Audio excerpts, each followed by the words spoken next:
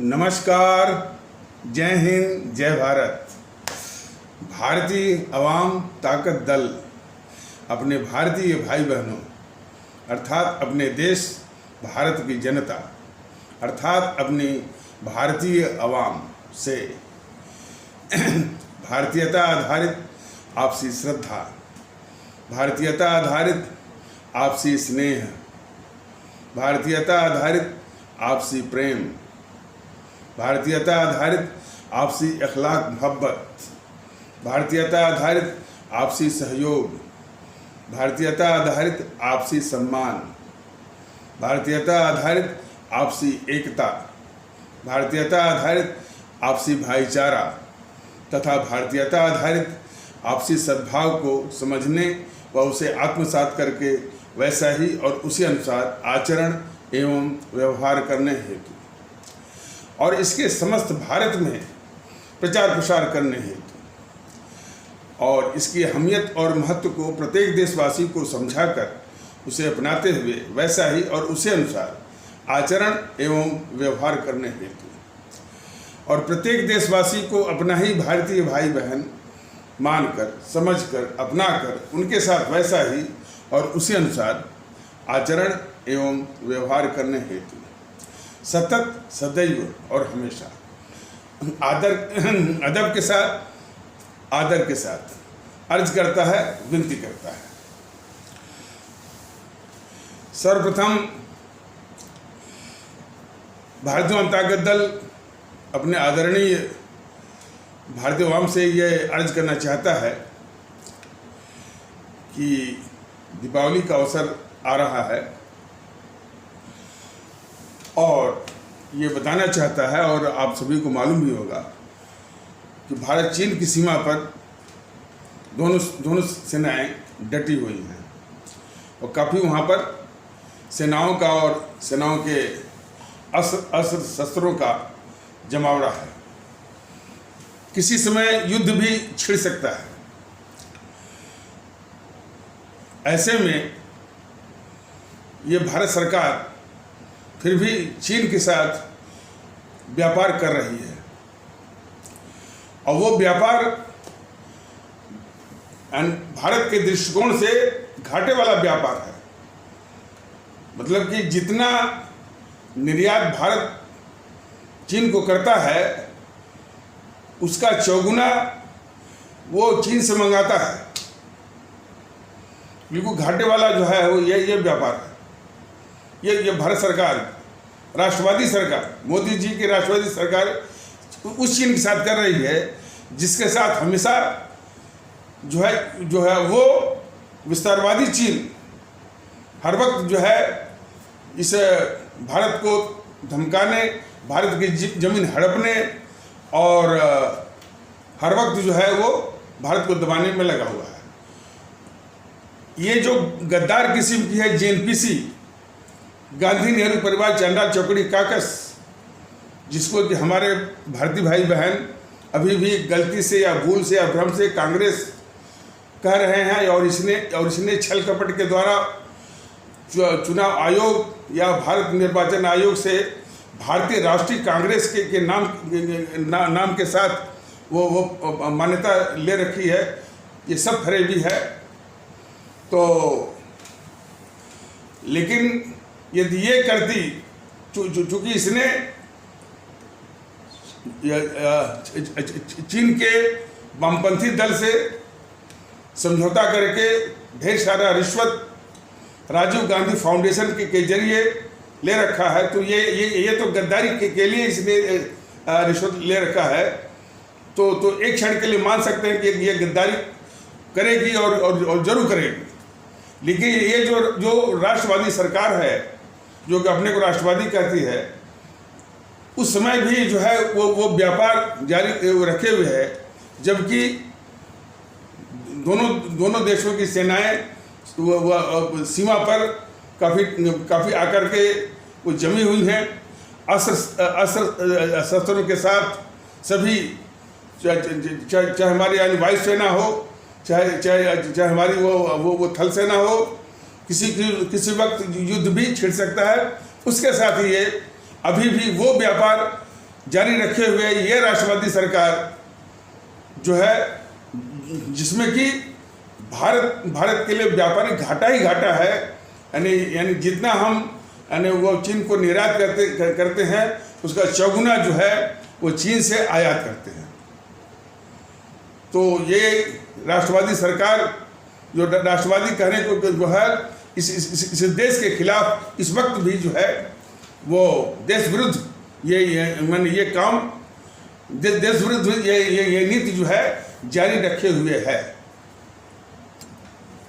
भारतीय अवाम ताकत दल का अपने आदरणीय भारतीय अवाम से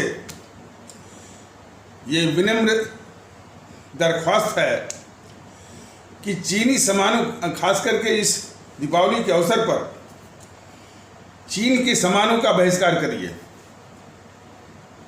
वो हमारे व्यापारिक वर्ग कहे जाने वाले हमारे भारतीय भाई बहन से भी विशेष रूप से अनुरोध है कि वो चीन के सामानों की बिक्री बिल्कुल बंद कर दें।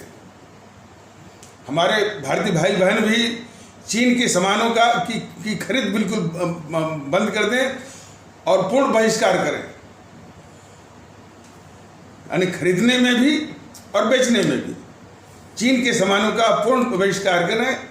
तब ये जो हमारे जो जवान जो सीमा पर लड़ रहे मैंने ये मतलब युद्ध के समय में और वैसे भी चीन के खिलाफ जो अभियान छेड़े हुए हैं हमारे जवान सीमा पर, उनकी भावनाओं का आदर तभी होगा जबकि देश के अंदर उस चीन को हम अपना दुश्मन माने। कितनी विचित्र स्थिति होगी कि हमारे सेना के जवान तो उस चीन को दुश्मन मान करके उसकी सेना के खिलाफ लड़ेंगे और हम उसी चीन के माल को हम बेचेंगे और खरीदेंगे। तो अपनी देशभक्ति का प्रदर्शन करिए, देशभक्त की भावना का प्रदर्शन करिए और चीन के सामान को न तो बेचिए और न तो खरीदिए। कम से कम इतना करिए आप। और बाद में जो राष्ट्रवाद के नाम पर जो छल कपट करने वाली जो सरकार है, मोदी सरकार, उसको जवाब देने के लिए भारतीय अवाम ताकत दल अपनी आवाम को जागरूक कर रहा है और इसको जवाब मिलेगा। जो ये राष्ट्र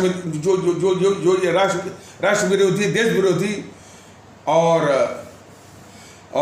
अपने मुल्क के खिलाफ जो नीति ये चला रही है, खासकर चीन के मामलों में, उसका इसको जो है माकूल जवाब मिलेगा। लेकिन अभी फिलहाल तत्काल के रूप में हमारे आदरणीय भारतीय भाई बहन चीन के सामानों का पूर्ण बहिष्कार करें, न तो खरीदें न तो बेचें। वरना यदि ऐसा नहीं किया जाएगा तो हमारे उन जवान जो कि चीन की सीमा पर डटे हुए हैं, दुश्मन चीन की सेना को मुंहतोड़ जवाब देने के लिए वहाँ पर डटे हुए हैं, उनकी भावनाओं का उनका और उनकी देशभक्ति का सरासर अपमान होगा कि वो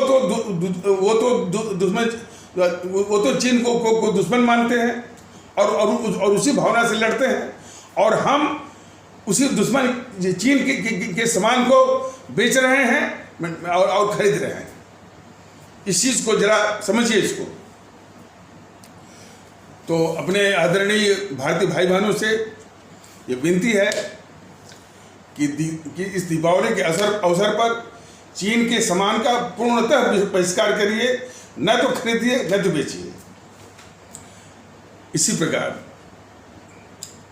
ये कितना छल कपट करने वाली है राष्ट्रवाद के नाम पर ये सरकार चलाने वाली मोदी सरकार। पाकिस्तान के आतंकवादी आकर के हमारे वो भारतीय भाई बहन कश्मीर में मारे जा रहे हैं और वो सब जो है पहचान पत्र दे करके मार रहे हैं। इसके पीछे उनकी मंशा आप समझ रहे हैं ना। पहचान पत्र दे करके यदि वो गैर इस्लाम आस्था वाला माने यदि मुस्लिम नहीं है तो उसी को मार रहे हैं। तो ऐसा नहीं है कि उनकी मोहब्बत मुस्लिम के प्रति है, हो गई, आतंकवादी होता है। उसके पीछे मंशा ये है कि यदि ऐसा करेंगे तो इससे आग भड़केगी।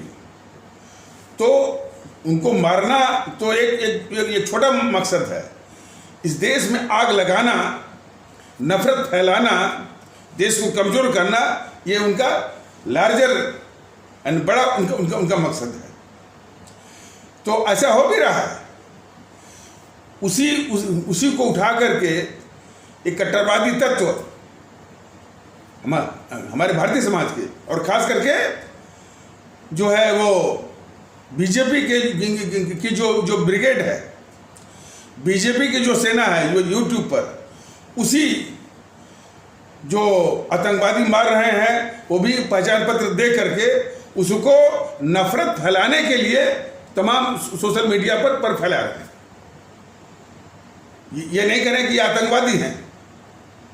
अब जरा देखिए कि एक और तो बीजेपी के जो सिपह सालार हैं सोशल मीडिया पर जम्मू कश्मीर की उन बातों को जो कि पहचान पत्र दे करके वो गोली मार रहे हैं और उसी के आधार पर नफरत फैलाने के लिए तमाम वो सोशल मीडिया पर पोस्ट डाल रहे हैं। दूसरी ओर उन्हीं की जो सरकार है मोदी की, जो अपने को राष्ट्रवादी कहती है, वो उसी पाकिस्तान के साथ मैच खिलवा रही है। तमाम विज्ञापन चल रहे हैं कि भारत पाकिस्तान का मैच होने वाला है, शायद आज से ही। ये गद्दारी देखिए मोदी सरकार की। तो हमारा अपने आदरणीय भारतीय भाई बहनों से ये दरख्वास्त है कि इस मैच का बहिष्कार करिए। टीवी चैनलों पर जो है इसका बहिष्कार करिए।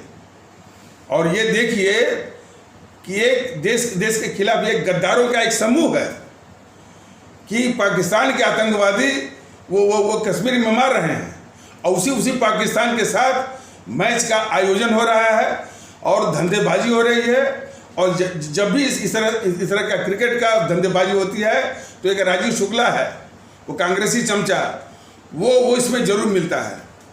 7 साल हो गए मोदी जी को शासन में बैठे हुए, प्रधानमंत्री बैठे हुए। उस राजीव शुक्ला को जो कि इस IPL इत्यादि के द्वारा तमाम धंधेबाजी करता है, उसको ये निकाल नहीं पाए।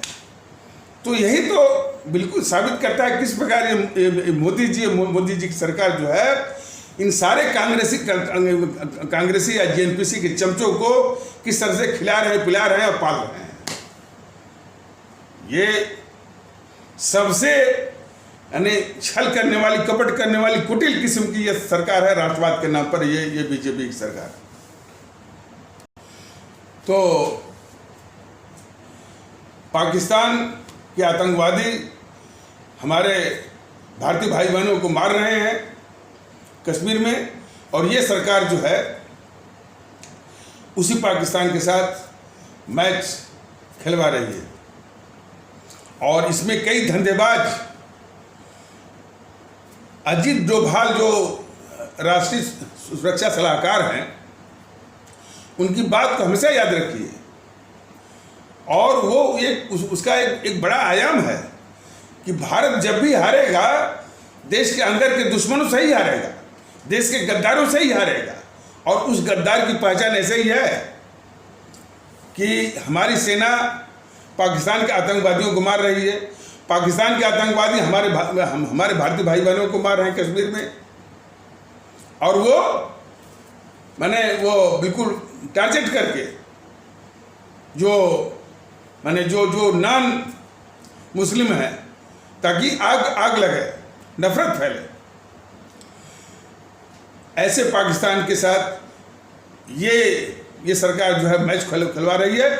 और इस धंधे में जितने लोग हैं, जो टेलीविजन वाले हैं, ये सब गद्दार हैं। जितने इस मैच को खिलवाने मैच का आयोजन करवाने वाले जितने हैं, अपने अपने अपने धंधेबाजी के चक्कर में वो सब इस देश के गद्दार हैं।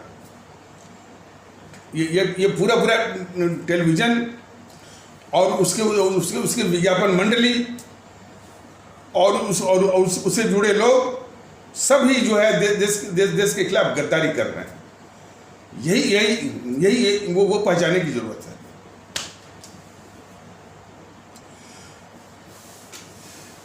आइए मुख्य विषय पर, भारतीय एकता पर लोगों ने किताबों के माध्यम से और भी माध्यम से हमारे अमर शहीदों के विषय में जरूर पढ़ा होगा।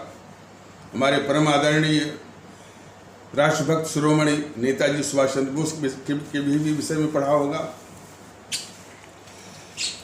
शहीद आजम भगत सिंह, उनके भी विषय में कुछ जानकारी मिली होगी।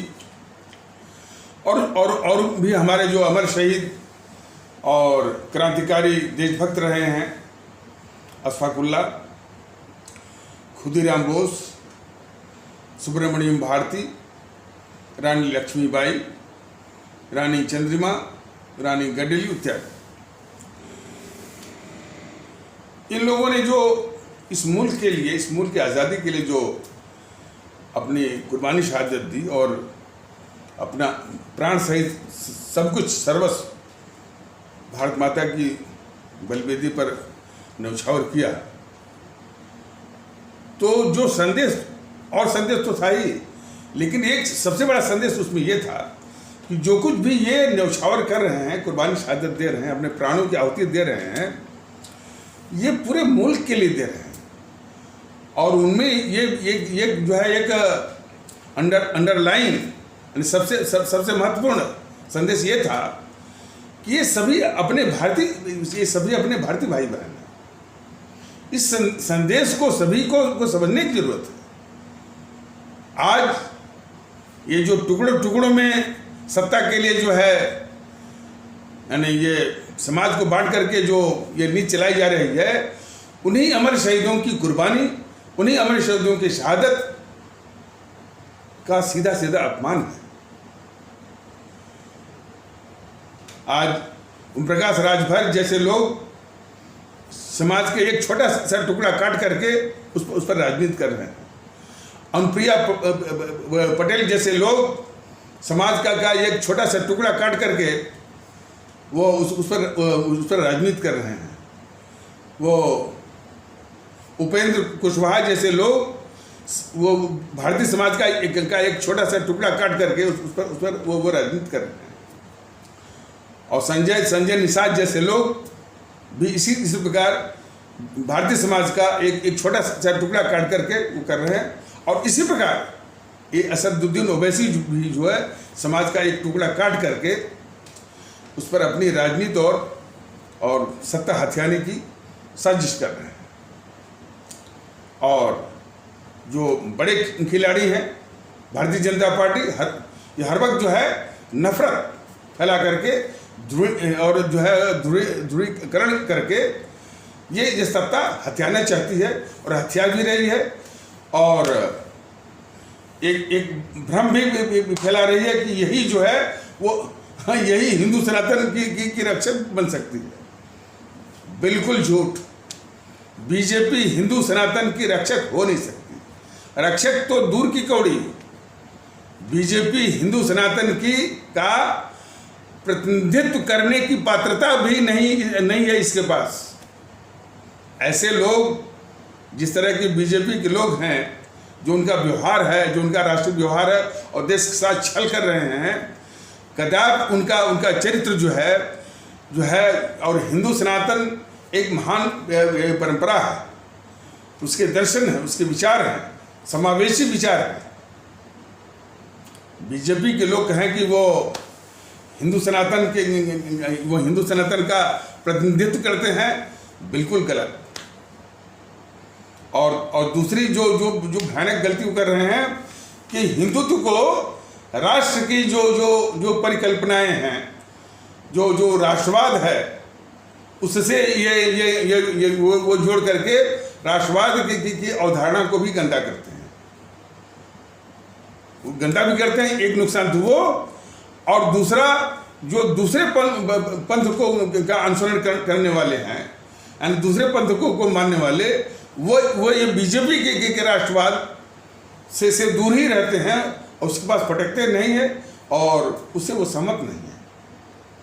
तो ये बहुत ही खतरनाक खेल जो है ये जेएनपीसी तो इस देश के साथ गद्दारी कर ही रही है, वो इस देश के दुश्मन है, वामदल वाले इस देश के दुश्मन हैं, लेकिन जो खतरनाक खेल ये बीजेपी कर रही है ये बहुत ही एक खतरनाक यानी भारत विरोधी यानी वो एक खेल रही है ये।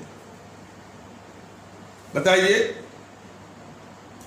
हमारे परम आदरणीय राष्ट्रभक्त शिरोमणि नेताजी सुभाष चंद्र बोस का जो संदेश है, हमारे शहीद आजम भगत सिंह का जो संदेश है, हमारे अमर शहीद चंद्रशेखर आज़ाद का जो पैगाम है, हमारे अमर शहीद अशफाकुल्लाह का जो संदेश है, हमारे अमर शहीद खुदीराम बोस का जो संदेश है, हमारे अमर शहीद श्रीमती रानी लक्ष्मीबाई का जो संदेश है, हमारे अमर शहीद श्रीमती रानी चंद्रिमा का जो संदेश है, हमारे अमर शहीद श्रीमती रानी गडेलू का जो संदेश है, उन संदेशों का बीजेपी के लिए कोई महत्व नहीं। सिर्फ उसमें से एक सावरकर की कहानी को उठा करके पूरा हाइप बनाना, पूरा एक हवा खड़ा करना, और वो हवा के पीछे एक बहुत बड़ी साजिश है। यद्यपि यानी वीर सावरकर का जीवन बड़ा कष्टमय भी रहा है और देशभक्ति का भी रहा है। ये जरूर है कि उन्होंने हिंदू महासभा के साथ जुड़े, यह कभी भी यानी देश की भावनाओं के अनुरूप नहीं था, ये बात सत्य है। लेकिन देश की आज़ादी के लिए, मुल्क की आज़ादी के लिए वो कष्ट सहे हैं, और उनको इसलिए ये बार बार बीजेपी वाले जो है वो देशभक्ति के रूप में सबको छोड़ करके, यानी इनके लिए जो सुभाष चंद्र बोस का कोई महत्व नहीं है, इनके लिए अशफाकुल्लाह का कोई महत्व नहीं है, शहीद आजम भगत सिंह का कोई महत्व नहीं है, कोई चंद्रशेखर आज़ाद का महत्व नहीं, सिर्फ एक सावरकर की बात उठाएंगे सब, और वो भी सावरकर की बात उठाएंगे सिर्फ जीएनपीसी गांधी नेहरू परिवार चांडाल चौकड़ी के हित को ध्यान में रखते हुए, ताकि आसानी से वो इस पर आक्रमण कर सके और आक्रमण करके वो अपने को बीजेपी से ऊंचा रख सके और दिखा सके। ये साजिश बीजेपी की है। तो और बीजेपी की कई गद्दारियां हैं। जब सावरकर की बात आती है तो कभी नहीं बीजेपी कहती है कि अरे भाई सावरकर की बात करते हो, उसके पहले ये गांधी महोदय अंग्रेजी सरकार के प्रति वफादारी यानी करने का, और अपने देश के जो नौजवान थे, जो अपने देश के नौजवान या नवयुवक थे, उनको भी वफादारी करने का जो आह्वान किया था, वो भी एक बहुत बड़ी गद्दारी थी मोहनदास करमचंद गांधी के अपने मुल्क के खिलाफ। उसको बीजेपी वाले नहीं करते। तो तमाम ऐसे वाक़यात हैं, ऐसी मिसालें हैं जो कि बिल्कुल बयां करती हैं कि किस प्रकार बीजेपी भी लगभग इस जेएनपीसी की तरह देश के साथ गद्दारी कर रही है। और वो गद्दारी बड़ी विचित्र है, कोई अपने लिए नहीं, सिर्फ जीएनपीसी को बचाने के लिए। ये भी बड़ी विचित्र बात है। उससे कोई बीजेपी का भला होता हो ऐसा भी नहीं है। वो तो अपने को कुर्बान हो करके बीजेपी इस जेएनपीसी को बचाने के लिए। ये वो जो पुष्पेंद्र कुलश्रेष्ठ का नाम आप लोगों ने सुना होगा, वो बहुत यानी क्या कहते हैं कि एक अंग्रेजी में कहा जाएगा रैंक गद्दार है इस देश का। बड़ी सफाई से कभी नेहरू का नाम ले लेगा, कभी गांधी का नाम ले लेगा, और फिर वो घुस जाएगा इस्लाम आस्था पर आक्रमण करते हुए। इस गद्दार पुष्पेंद्र कुलश्रेष्ठ को हमारे देश के आदरणीय भारतीय भाई बहन बताएं कि तुम्हारी नज़र में इस देश के लिए खतरा मोहनदास करमचंद गांधी तो या नेहरू है, इंदिरा है, राजीव गांधी और राहुल हैं, कि इस देश के वो इस्लाम आस्था वाले हैं? इस गद्दार पुष्पेंद्र कुलश्रेष्ठ से हमारे देश की आदरणीय आवाम जरूर पूछे इससे क्यों ऐसा करता रहता है। और उसकी इस तरह की जो मन में जो उसकी मंशा है उसके कई नमूने हैं। जैसे एक अंग्रेजी का अखबार है, अंग्रेजी दैनिक है, उसका नाम है दी हिंदू। दी हिंदू पहले से शुरू में वो मद्रास यानी चेन्नई से ही वो निकलता था। अब वो धीरे धीरे दक्षिण भारत में अपना पांव पसारा और दक्षिण भारत के हर एक छोटे बड़े शहर में जो है, और यहाँ तक कि उसके जो संस्करण हैं, एडिशंस हैं, वो जगह जगह से वो चेन्नई से भी निकलते हैं, विजयवाड़ा से भी निकलते हैं, वो त्रिवेंद्रम से भी निकलते हैं, और जो है वो हैदराबाद से भी निकलता है। कई संस्करण वो निकला करते हैं दी हिंदू के। तो काफ़ी उसका काफ़ी पैठ है दक्षिण भारत और दक्षिण भारत की मानसिकता में। और एक वो खतरनाक और वह है कि जितने भी IAS की जो तैयारी करते हैं उनका ये चाहता पेपर है। आप अलीगढ़ मुस्लिम यूनिवर्सिटी में आप चले जाइए, जो IAS की जो तैयारी करते हैं। आप जो है जामिया मिलिया जो विश्वविद्यालय जो दिल्ली में है वहाँ आप चले जाइए, जो IAS की तैयारी करते, उनका चाहता पेपर है दी हिंदू। क्यों? कि वो अच्छी वो सामग्री लाता है, वो कंपटीशन वाले। लेकिन इसको जानने वाले बिल्कुल जानते हैं, और मैंने भी कई बार बताया है, ये बहुत ही खतरनाक पेपर है। ये कम्युनिस्टों का पेपर है, ये चीन का पेपर है। चीन की फंडिंग पर इस तरह के लोगों को तैयार करता है, यानी चीन की प्रशंसा करने वाली मानसिकता जो है वो चीन को अच्छा मानने वाली और भारत को उससे इंफीरियर मानने वाली, और भारत चीन के मामले में या झगड़े में चीन को बेहतर मानना और भारत को ही दोषी मानना, इस तरह की मानसिकता वाले, इस तरह की मानसिकता वो पैदा करता है। कौन? दी हिंदू। ऐसी मानसिकता वाले वो IAS बन करके ब्यूरोक्रेसी में वो जा रहे हैं। इस तरह का ये बड़ा खेल जो है दी हिंदू करता है चीन की फंडिंग पर। यानी बहुत ही वो खतरनाक है पेपर, बहुत ही इस देश का बहुत ही खतरनाक गद्दार वो पेपर है। इतने और ये सवाल मैंने कितने लोगों से पूछा कि भाई दी हिंदू पेपर के विषय में आपके क्या विचार हैं। कितने लोगों ने कहा कि अरे साहब, मैंने उत्तर भारत में जिसका नाम ही हिंदू है तो उसको क्या पूछना, यानी एक हाली काऊ की तरह, एक पवित्र गाय की तरह उसको छोड़ देते हैं। कितने लोगों को मैंने पूछा। बल्कि एक बार मेरा एक संजोग हुआ, हम गए थे हैदराबाद में, एक आंध्र प्रदेश हाई कोर्ट के वकील थे, और उनसे जब बातचीत होने लगी तो मैंने कहा कि भाई हिंदू अखबार तो जहाँ बड़ा प्रचलित है, लोकप्रिय भी है, उसके विषय में आपके क्या ख्यालात हैं। उन्होंने कहा कि वो चीन के विषय में बहुत कुछ लिखता है। वो पहले व्यक्ति हमको मिले, और भारतीय जनता के दल बराबर बता रहा है कि ये दी हिंदू पेपर बहुत ही देश का बहुत सबसे बड़ा गद्दार पेपर है ये, और चीन के पक्ष में हमेशा बातें लिखता रहता है, भारत को इंफीरियर बनाते हुए, भारत को हमेशा दोषी मानते हुए। और जितने भी IAS की तैयारी करते हैं, सिविल सर्विसेज की तैयारी करते हैं, जो ब्यूरोक्रेसी में घुस रहे हैं, इसी मानसिकता के लोगों को तैयार करके वो भेज रहा है। तो इतनी बड़ी उसकी डिजाइन है, इतना खतरनाक उसका खेल खेल रहा है। और ये अखबार जो है राष्ट्रवादी मोदी सरकार के अधीन वो चल रहा है। ये भी जानिए, ये देखिए ये राष्ट्रवादियों का किस तरह के देश विरोधी ताकतों का साम्राज्य जो है वो चलवा रहे हैं। तो ये समझ जाइए कि वो ये गद्दार पुष्पेंद्र कुलशेख गया था चेन्नई, मैंने चेन्नई माने वही मद्रास, वहाँ किसी सभा में बोल रहा है कि इस पेपर का नाम तो है द हिंदू, लेकिन यह मुसलमानों का पेपर है।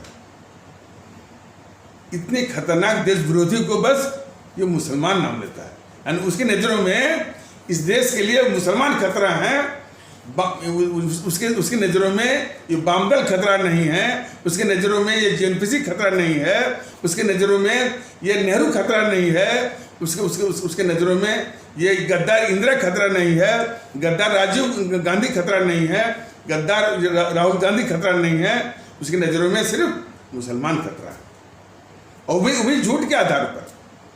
तो ऐसे पुष्पेंद्र कुलशेख तमाम आपको मिलेंगे। इन्हीं से हमारे देश को सावधान रहने की आवश्यकता है, इन गद्दारों से जो है वो पुष्पेंद्र कुलशेख जैसे गद्दारों से। पुष्पेंद्र कुलशेख जैसे गद्दार जो है देश में ये फैला रहे हैं कि नेहरू को गद्दार मत मारो, इंदिरा को भी गद्दार मत मारो, राजीव गांधी को भी गद्दार मत मानो, राहुल गांधी को भी गद्दार मत मानो, सिर्फ नफरत करो तो सिर्फ मुसलमानों से। ये पुष्पेंद्र कुलशेख ऐसे गद्दार जो है इस तरह की बात फैला रहे हैं, वो कितने खतरनाक हैं इस भारतीय समाज के लिए और इस देश के लिए, इसको समझने की आवश्यकता है। और पुष्पेंद्र कुलशेख कोई अकेले नहीं है, कई है, और इन्हीं के जोड़ीदार एक है वो असदुद्दीन ओवैसी। असदुद्दीन ओवैसी के लोग जब आते हैं भारतीय आम ताकत दल के पदाधिकारी से बात करने के लिए, वो कहते हैं कि साहब हम तो दबे कुचले हैं। भारतीय आम ताकत दल बराबर कह रहा है कि भाई दबा कुचला का तो कोई सवाल ही नहीं उठता है। भारतीय आम ताकत दल भाई सब लोग एक साथ में हैं, आप जो है वो पंथ क्यों देखते हो कि इस्लाम वाला है या हिंदू वाला है? पूरा भारतीय समाज अपना ही है। यह दृष्टिकोण अपनाने में असदुद्दीन ओवैसी को और असदुद्दीन ओवैसी के समर्थकों को क्या दिक्कत हो रही है? और उस असदुद्दीन ओवैसी से पूछा जाना चाहिए कि जो उसके समर्थक कहते हैं कि हम दबे कुचले हैं, क्या उनके जो छोटे भाई जो अकबरुद्दीन ओवैसी की जो भाषा है वो दबे कुचले की भाषा है? और कई बार वो बोल चुका है। एक बार तो बोला था कि 15 मिनट के लिए पुलिस और सेना हटा दीजिए, तो देखिए मैं कितनी मारकाट वो मचाता हूँ। दूसरी बार बोला है कि हम 10-15 करोड़ जो है वो 100 करोड़ पर राजकीय है, हमेशा नफरत फैलाता है। तो ऐसे लोगों को पालने वाला उसके लोग कहते हैं कि हम दबे कुचले हैं। तो ये समझ जाइए कि ये देखिए हमारा देश बराबर कह रहा हूँ बहुत खूबसूरत बहुत बेहतरीन लोगों का, लेकिन इन्हीं लोगों की वजह से हमारी सभी बेहतरी, हमारी सभी नेक नियति, हमारी सारी अच्छाइयाँ, सारी काबिलियत जो है वो तबाह हो रही है। तो ऐसे तत्वों को पहचानने की जरूरत है, और वो तत्व सत्ता हथियाने की होड़ में लगा। अब जैसे वो यूपी का इलेक्शन है तो आगे कूद रहा है, या असदुद्दीन ओवैसी वोट के लिए, सत्ता के लिए, वो तो कहता है कि हमको वो हिस्सा चाहिए। कौन सा हिस्सा भैया? असदुद्दीन ओवैसी बताए कौन सा हिस्सा, और किस हिस्से की बात करते हो? जो लोग हिस्से की बात करते हैं वह देश के सबसे बड़े दुश्मन हैं। असदुद्दीन ओवैसी महोदय, आप समग्रता में विश्वास करिए, भारतीयता में विश्वास करिए कि पूरा भारत देश एक है, पूरा भारतीय समाज एक है। और जो हिस्से की बात करते हैं वह इस देश का सबसे बड़ा गद्दार, सबसे बड़ा दुश्मन है। नफरत फैलाने वालों में ये पुष्पेंद्र कुलशेख और जो या असदुद्दीन की जो ब्रिगेड है अकेले नहीं है। एक ब्रिगेड है उसकी वामन मेश्रम, जो कि बीएसपी की एक शाखा है वामसेफ, उसका मुखिया है वो भी, और खास करके हमारे ब्राह्मण कहे जाने वाले आदरणीय भारतीय भाई बहनों के खिलाफ बहुत आग उगलता है वो। और उसी का जोड़ीदार जो है वो चंद्रशेखर रावण भी है, जो कि भीम आर्मी का मुखिया है। तो भीम आर्मी या वामसेफ जो है, दोनों शाखाएं हैं इस बीएसपी की। और तो जिस बीएसपी की वामसेफ का मुखिया हमारे ब्राह्मण कहे जाने वाले आदरणीय भारतीय भाई बहनों के खिलाफ आग उगलता है, जिस बीएसपी की भीम आर्मी का मुखिया चंद्रशेखर रावण हमारे ब्राह्मण कहे जाने वाले भारतीय भाई बहनों के खिलाफ आग उगलता है, उसी बीएसपी में ये मिश्रा गया है, सतीश मिश्रा, और वो ब्राह्मण सम्मेलन वो करवा रहा है। और उससे हमारे सभी आदरणीय भारतीय भाई बहन पूछें कि भाई ये तो कहते हैं कि तिलक तराजू और तलवार, इनको मारो जूते चार। अब हम क्या बताएं, तो क्या वो इसी के लिए गया है जूता खाने के लिए? हालांकि ये शब्द कहना मैंने उतना अच्छा नहीं लगता है, लेकिन इन राजनीतिक दुष्टों को कभी कभी आईना दिखाने के लिए जिन शब्दों का हम उच्चारण हम नहीं कर पाते हैं या हमारी हिम्मत गवाही नहीं करती है, कभी कभी मजबूरी में और अपने को कष्ट देते हुए भी कहना पड़ता है। किस लिए गया है वो सतीश मिश्रा? भारतीय जनता के दल भी पूछ रहा है, भारतीय जनता के दल बल्कि अपने आदरणीय आवाम के जरिए उनसे पूछना चाहता है कि वो वामसेफ को वो बीएसपी को नहीं जानता है। बीएसपी का जो वामसेफ को नहीं जानता है, वामसेफ का जो वामन नसरम जो है हमारे ब्राह्मण कहे जाने वाले भारतीय भाई बहनों के खिलाफ जो आग उगलता है, उसको नहीं वो जानता है। और जो है उसी बीएसपी की जो भीम आर्मी का जो चीफ है, हालांकि ये सब दिखाते हैं। यहाँ एक विशेषता और है, ये चंद्रशेखर रावण अपने को मायावती से अलग समझता है, लेकिन इस भ्रम में हमारे देश के लोग न रहे। कोई कहे कि ये जीएनपीसी और पीएफआई अलग है, बताइए। जब भी चुनाव आता है तो पीएफआई के लोग इस जीएनपीसी के साथ ही मिलते हैं, तमाम फोटो खिंचवाते हैं। आपको विश्वास न हो तो कैसे वो फोटो खिंचवाता है वो दिग्विजय सिंह जो है वो जाकिर मुसन्नाई के साथ? तो दो ही प्रमाण काफ़ी हैं। पीएफआई ने जो पैसे मांगा सीए के नाम पर जो हिंसा और तमाम इस तरह से वो डिस्टर्बेंस हो रहा था, उसी समय पीएफआई ने जो पैसे मंगाए थे विदेश से 200 करोड़ या इसकी शिकायत, इस तरह की खबरें थी, 200 करोड़ या 120 करोड़, उसमें काफ़ी पैसा जो है इस पीएफआई ने जीएनपीसी के नेताओं को दिया था। तो कोई ये कहे कि पीएफआई और जीएनपीसी अलग है, कौन मानेगा इस बात को? तो उसी प्रकार जो है ये जो भीम आर्मी का जो मुखिया है कहता कि नहीं हम मालती से अलग हैं, बिल्कुल गलत। वो उसी की एक शाखा है। तो वो हमारे ब्राह्मण कहे जाने वाले भारतीय भाई बहनों के खिलाफ बहुत आग उगलता है।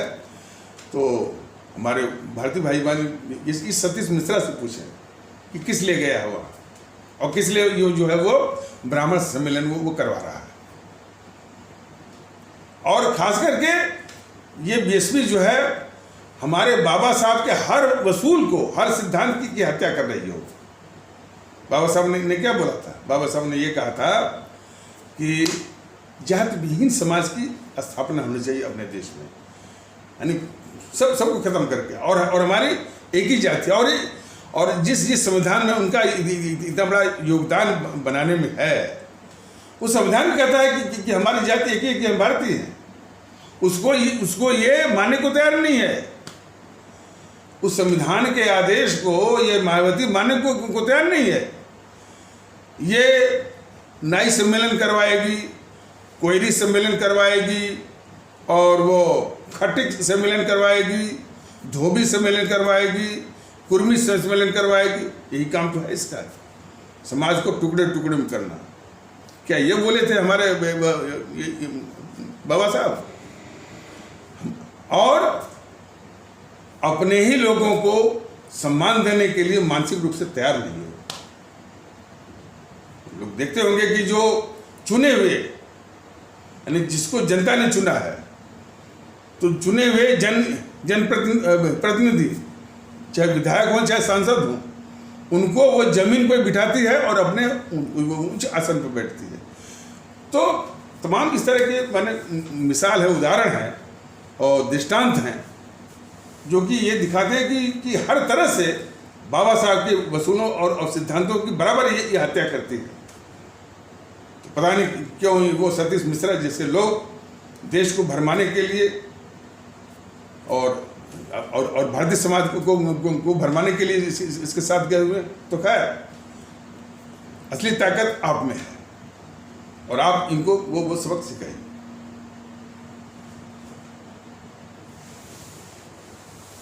अच्छा, अब कुछ भारतीय जनता दल के जो ये यानी इस तरह से अपने आवाम को जागरूक कर रहा है कि भाई ये मोदी महोदय राष्ट्रवाद के नाम पर एक बार 2014 में सत्ता में आए, वो दूसरी बार भी आ गए 2019 में। और तो जिस आदरणीय आवाम ने इनको प्रधानमंत्री बनाया, तो उस आवाम को क्या मिला? उस आवाम को तो यही मिला कि उस आवाम को ये देश विरोधी ताकतों का अत्याचार मिला और ये दूर बैठ करके तमाशा देखते रहे। और जब भी सीए के नाम पर जब हिंसा हुई तो फिर अब जो है अब अपने आवाम को छोड़ दिया इन देश विरोधी ताकतों के हवाले। इस देश विरोधी ताकतों ने हमारे इस्लाम आस्था भारतीय भाई बहनों की माताओं और बहनों को जिनके विचार जिनके जो है बड़ी मासूम होती हैं, उनके दिमाग में जहर भर करके सैन बाग में बिठा दिया। और सैन बाग में इसलिए बिठाया कि वो इन देश विरोधी ताकतों की वो अमोघ अस्त्र के रूप में इस्तेमाल होंगी, इसलिए कि कोई आएगा नहीं उनको उठाने के लिए। और जो परेशानियां हुई दिल्ली के लोगों की, स्कूल जाने वालों की, दफ्तर जाने वालों की, घूम करके 10 किलोमीटर 15 किलोमीटर, और एक दिन की बात नहीं, 3 महीने 4 महीने। तो जब भी जनता को जरूरत हुई, जनता पर आफत हुई, तो इसी प्रकार की कायरता कह लीजिए, निकम्मापनी कह लीजिए या अराजकता कह लीजिए, के जरिए हमारे अवाम को ये मोदी महोदय ने तकलीफ दी है और अपनी अवाम को इन देश विरोधी ताकतों, देश के दुश्मन ताकतों के हवाले किया है। कौन अवाम? जिसने इनको प्रधानमंत्री बनवाया। प्रधानमंत्री बनने के बाद इनकी स्वामी भक्ति कहाँ है? मुंह से भले करे, मुंह से बोलने में तो कोई कमजोर है ही नहीं, भले ऊंचे मन से सबका साथ सबका विश्वास, पता नहीं क्या कहाँ से जुमला इन्होंने गढ़ लिया है। सबका साथ सबका विश्वास सबका विकास सबका प्रयास, मतलब कि ये 4 शब्द उसमें जुड़ गए। पहले तो 2 ही थे अब ये फिर एक तीसरा जुड़ा, फिर चौथा जुड़ा। तो ये जुमला जो है वो बोलते रहते हैं। तो मोदी जी जान लें कि आपकी इन गतिविधियों को हमारी आवाम देख रही है। विश्वास का तो कोई सवाल ही नहीं उठता, न तो विश्वास का न तो साथ का। आपको साथ या विश्वास इन देश के गद्दारों का है। जो राहुल का आपको साथ भी मिलेगा और उसी का विश्वास भी मिलेगा। आवाम का नहीं आपको मिल सकता है। हाँ, तिकड़म जरूर है एंड वोट बटोरने का। इसी प्रकार की तिकड़म जो है ये एनपीसी भी करती रही वोट बटोरने का, एंड वोट कैशिंग मशीन हो गई थी। वो कितनी भी अत्याचार करे, कितना भी देश को लूटे, कितने भी वो भ्रष्टाचारी हो जाए, वो हारती नहीं थी। और यही कहती थी कि भाई आप कुछ भी कहते रहिए, जनता वो जनता हमको चाहती है, जबकि जनता चाहती होती नहीं थी। तिकड़म यानी चुनावी तिकड़म, तो वही चुनाव तिकड़म आपके पास है। आप हमारे हिंदू सनातन आस्था वाले भाई बहनों को भरवाए हुए हैं, ध्रुवीकरण करके कि आप जो हिंदू सनातन की रक्षा कर रहे हैं, बिल्कुल गलत। तो इस संबंध में जो भारतीय जनता दल अपने आवाम को जो जागरूक कर रहा है कि अरे भाई, ये जो निकम्मापनी, बताइए ममता बनर्जी यानी कितनी खतरनाक है वो शख्सियत जो है मुख्यमंत्री के रूप में, पूरी गुंडागर्दी। अब उसी के लोग जो है दुर्गा पूजा के अवसर पर और करवाते भी किससे है, हमारे इस्लाम आस्था वाले भारतीय भाई बहनों के समाज के जो कट्टरवादी तत्व हैं, जो उपद्रवी तत्व हैं, उन्हीं से करवाते हैं। और जानबूझ के उसकी मंशा को जरा आप लोग बड़े गौर से थे। दुर्गा पूजा के अवसर पर जो उसके एजेंट होते हैं, कौन एजेंट होते हैं? हमारे इस्लाम आस्था वाले भारतीय भाई बहनों के समाज के जो कट्टरवादी और हिंसक और उपद्रवी तत्व होते हैं, उन्हीं से वो इस तरह की मारपीट हिंसा करवाती ताकि नफरत फैले। ये उसका असली मंसूबा रहता है। तो इतनी खतरनाक जो है वो ममता बनर्जी को कौन पाल रहा है? प्रधानमंत्री आप हैं ना। देश के संविधान ने आपको वो ताकत दी है। संविधान की धारा 356 की, वो किस लिए है मोदी जी? इन खतरनाक ताकतों को पालने के लिए है। तो मोदी जी पालेंगे और अपने छुटभइयों से वो उससे सोशल मीडिया इत्यादि के जरिए द्वारा नफरत वो फैलवाएंगे। ये देखिए, दोगली तो खैर नीति है, ये कितनी खतरनाक देश के लिए कि इनको चाहिए कि आवाम की रक्षा करें। ममता बनर्जी को बर्खास्त करें, उसको बर्खास्त करके खास करके पश्चिम बंगाल की जो हमारे आदरणीय भारतीय भाई बहन है, उसको निजात दिलाएं, उसकी रक्षा करें। हमारे देश को निजात दिलाएं। ये न करके अपने सिपह सालारों को छोड़ देते हैं कि उसके वारदात को इस तरह से मैंने सोशल मीडिया पर पोस्ट डालो ताकि इससे नफरत फैले। तो जब इस संबंध में भारतीय जनता दल लोगों को जागरूक कर रहा है, तो अब उसके जो सोशल मीडिया के जो सिपह सालार हैं, वो भी इस चीज़ को ढोते थक गए बेचारे। अब वो कहना शुरू कर दिए कि भाई ये मोदी सरकार अब कुछ जो है जो कार्रवाई करनी है, अब कोई कार्रवाई नहीं कर रही है। अब वो भी कब तक बेचारे भाई कार्रवाई जो है उन पत्रकारों को तो करना नहीं है।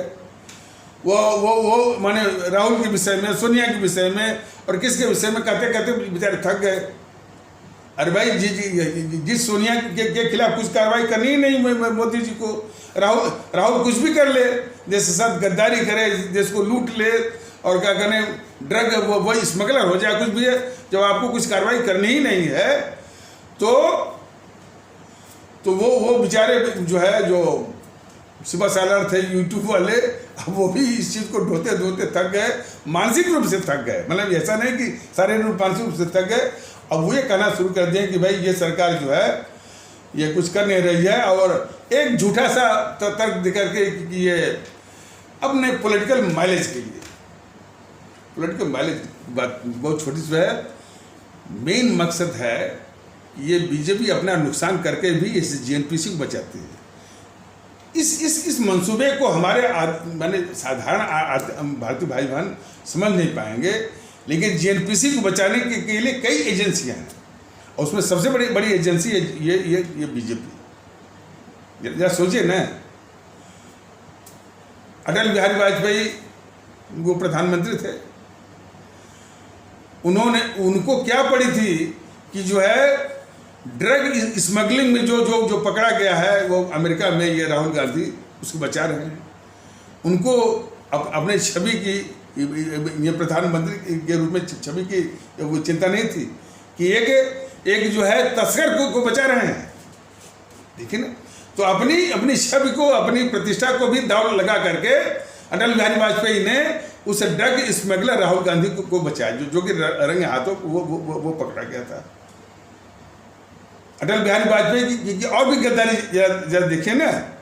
अटल बिहारी वाजपेयी बोफोर्स की जो लूट हुई थी उसका किंग पिन था कोत्रोची, इटली का, जिसमें वो प्रधानमंत्री थे 1998 से लेकर 1998 से लेकर के 2004 तक 6 साल।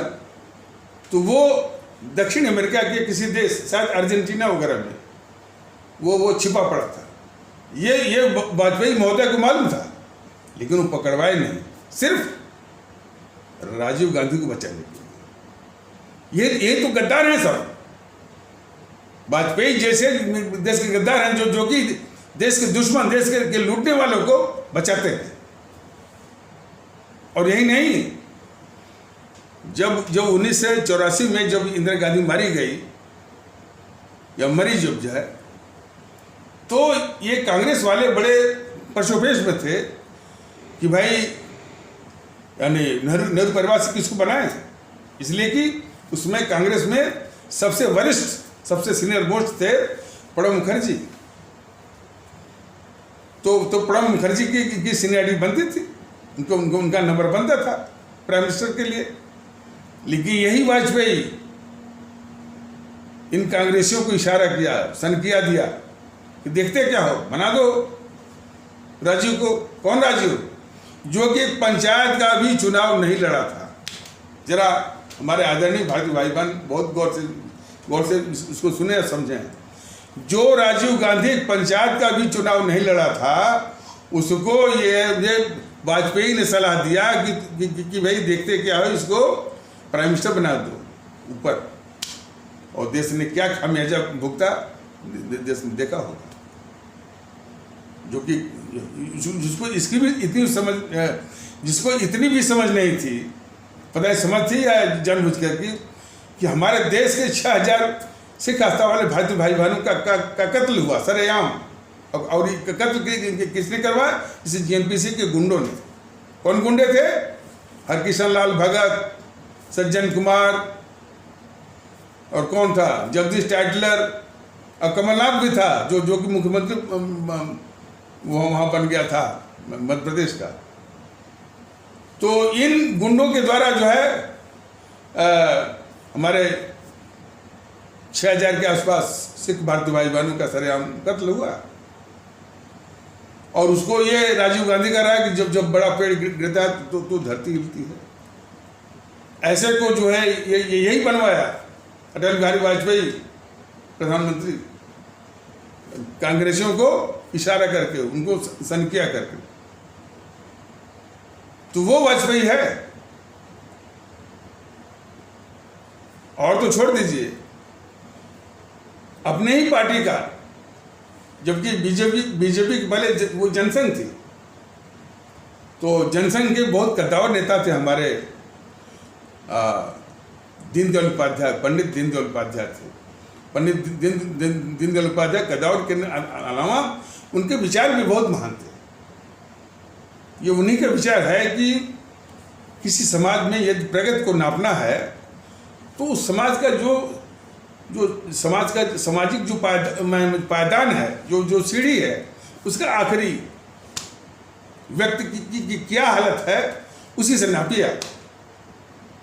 तो अंत्योदय की जो अवधारणा आई है वो पंडित दीनदयाल उपाध्याय ऐसे महान विचारक की ही देन है। और इस जनसंघ को, बीजेपी को बहुत एहसानमंद होना चाहिए कि इतना बड़ा विचारक जो है वो जनसंघ को मिला था। लेकिन जब उसकी लोकप्रियता बढ़ रही थी तो ये उसकी बढ़ती लोकप्रियता को जो है ये गद्दार इंदिरा गांधी अपने अस्तित्व के लिए वो खतरा मान रही थी। इसलिए उसने पंडित दीनदयाल उपाध्याय की हत्या करवा करके, और वही उसने ही करवा करके उनके शव को बड़े अपमानजनक ढंग से मुगलसराय रेलवे स्टेशन के यार्ड में फेंकवाया। ये अटल बिहारी वाजपेयी उसी गद्दार इंदिरा गांधी के दबाव में अपने ही नेता पंडित दीनदयाल उपाध्याय की मृत्यु की जांच तक नहीं कर पाए। देखिए बीजेपी वालों की गद्दारी तो देखिए, इन्होंने मुगलसराय रेलवे स्टेशन का, चूंकि वहां मुगल लिखा हुआ था, मुसलमान का नाम लिखा हुआ था, फट से नाम बदल दिया पंडित दीनदयाल उपाध्याय नगर जो भी है। मैंने कई बीजेपी वालों से पूछा है कि अरे भाई यहीं पर दीनदयाल उपाध्याय मार करके जो है इनका शव फेंका गया था। सरकार योगी जी की भी है, सरकार मोदी जी की भी है, जांच क्यों नहीं करवाते? चुप। तो ये जो है इतने बड़े गद्दार हैं सब बीजेपी वाले। नाम बस बदल देंगे, लेकिन वास्तविक जो सम्मान देने का है, और कम से कम जो है दीनदयाल उपाध्याय की जो किस साजिश के तहत उनकी हत्या की गई और उनके शव को अपमानजनक ढंग से मुगलसराय रेलवे स्टेशन पर फेंकवाया गया, इसकी बात नहीं करते हैं बीजेपी वाले। अब कौन दीनदयाल उपाध्याय कि अरे मैंने एहसान मानना चाहिए कि अंत्योदय का की अवधारणा जो है वो पंडित दीनदयाल उपाध्याय की ही देन है, जिसको सब भुनाते हैं बीजेपी वाले। तो वो गद्दार इंदिरा गांधी के ही दबाव के कारण ये वाजपेयी महोदय ने अपने ही नेता पंडित दीनदयाल उपाध्याय की मृत्यु की जांच की मांग ही नहीं किया, और किसी और अवसर पर उसी गद्दार इंदिरा को ये दुर्गा बोलता रहा अटल बिहारी वाजपेयी। देखिए ना भाई, तो अपने को कुर्बान करके भी जेएनपीसी ऐसे देश के दुश्मन संगठन को हमेशा ये रक्षा करती रही है, और यही नहीं, ये आरएसएस भी करती है। कितना आप लोग जानेंगे।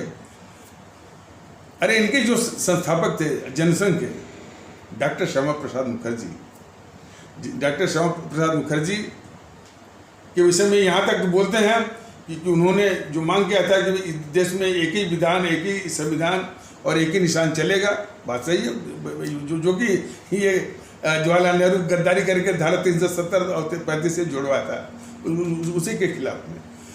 तो वो करते करते चले गए वहाँ जम्मू कश्मीर की जेल में बंद हो गए। ये गद्दार जवाहरलाल नेहरू शेख अब्दुल्ला के जरिए डॉक्टर श्यामा प्रसाद मुखर्जी जो कि जनसंघ के संस्थापक थे, उसी जेल में भी यानी मीठा जहर दे करके उनको मार डाला। ये सभी लोग जानते हैं, लेकिन अभी उनकी जांच बाकी है, जांच हुई नहीं। तो इनका शासन है 7 साल या पौने 8 साल हो गया। इनमें इतना नैतिक शासन नहीं है कि कम से कम अपने ही संस्थापक को किस साजिश के तहत उनको मारा गया, उसकी जांच की क्या नैतिक बल इनमें नहीं है। अब नैतिक बल का भी सवाल हो सकता है, लेकिन सिर्फ जेएनपीसी को बचाने के लिए ये साजिश कर रही है बीजेपी। हमारे देश के आदरणीय भारतीय भाई बहन इसको बहुत गौर से समझे कि कितना खतरनाक खेल कर रही है ये बीजेपी, सिर्फ जेएनपीसी के पापों को धुलने के लिए और जेएनपीसी को बचाने के लिए। शास्त्री जी की मृत्यु, अरे ये यानी इसके गद्दारी के, जेएनपीसी के गद्दारी का कोई इंतहा नहीं है। जब उनकी मृत्यु हुई, न तो उनका पोस्टमार्टम होने दिया गया, न तो उनकी मृत्यु की जांच होने दी गई। इसी वो इंदिरा गांधी जो गद्दार थे, उसी के कारण। लेकिन आज कोई नाम नहीं लेने वाला है कि शास्त्री जी की मृत्यु की जांच। अरे इसी गद्दार नेहरू ने हमारे परम आदरणीय राष्ट्रभक्त शिरोमणि नेताजी सुभाष चंद्र बोस को मरवाया,